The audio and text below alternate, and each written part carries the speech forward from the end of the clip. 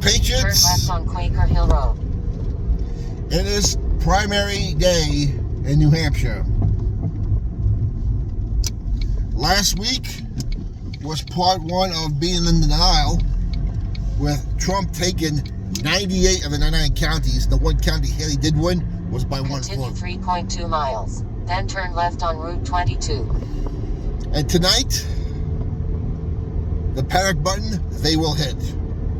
Despite the fact that people could cross over, or independents could vote in the Republican primary, the polls, and take it for what you want, but even the CNN poll has Donald Trump up by a lot in New Hampshire.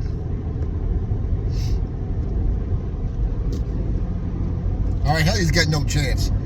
This past week, Ron DeSantis, who was Trump light, I don't even know why he ran.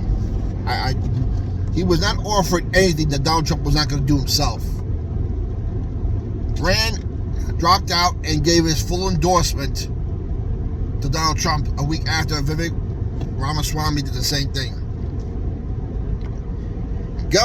South Carolina Governor Henry McMaster, who served under Nikki Haley, gave his endorsement to Donald Trump, and the South Carolina primary is next. That's February 3rd, and that's when the meltdown button begins. And South Carolina Senator Tim Scott has also thrown his support for Donald Trump. Marco Rubio, who in unison with Tim Scott and Nikki Haley 8 years ago, who threw their support for, I want to say who they threw support for, Ted Cruz, also throwing support for Donald Trump. And the word is out of Nikki Haley. She has zero record to run on. She's a Democrat in Republican clothing. She's bought and paid for by the Chinese. The puppets control her. That's why she got in one of them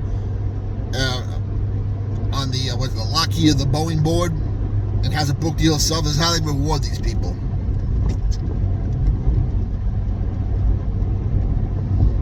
And they're trying to say Republicans are anti-women, they're sexist, they don't like Nikki Haley, hate minorities. Let me tell you something. If Nikki Haley were to hypothetically get the nomination, the same leftists would turn around and call her a traitor. They would call her a coon. They would call her a sellout. And then, as usual, her genitalia and her race as being an Indian wouldn't matter because she's not a leftist. And you can bet they would talk about all her extramarital affairs, which is now coming out. So if people talk about Donald Trump, well, Nikki Haley has had quite a few extramarital affairs herself. They will come out and trash her for being a hoe bag, even though Kamala Harris is on the Biden and Harris ticket. This is the way the left works. All rules are made to be broken as long as it benefits us. In other words, the ends justify the means. So before you leftists out there say, you better get behind Nikki Haley, she's the only one who has a chance to win. Listen, I never fell for that crap. I didn't fall for with Gerald Ford, or Bush, or McCain twice, or Dole, or Romney. A lot of fellow conservatives fell for that BS, and they paid for it. No one's buying it anymore.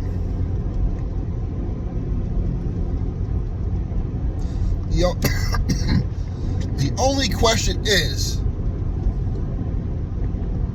does Donald Trump win New Hampshire bigger than South Carolina, or vice versa? Either way, February 3rd, when Trump gets South Carolina, Haley's home state, it's good night. And the meltdown button is going to begin.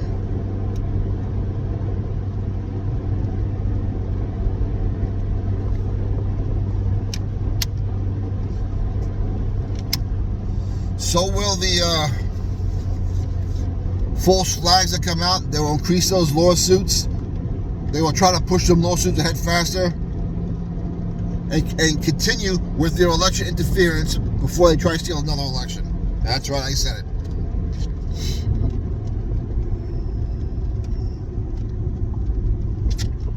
In 0.5 miles, turn left on Route 22. And my question then is take ramp ahead. to you, Haley supporters, if Haley gets knocked out, and she will, whether she does it officially or she bows out, will you then support Donald Trump?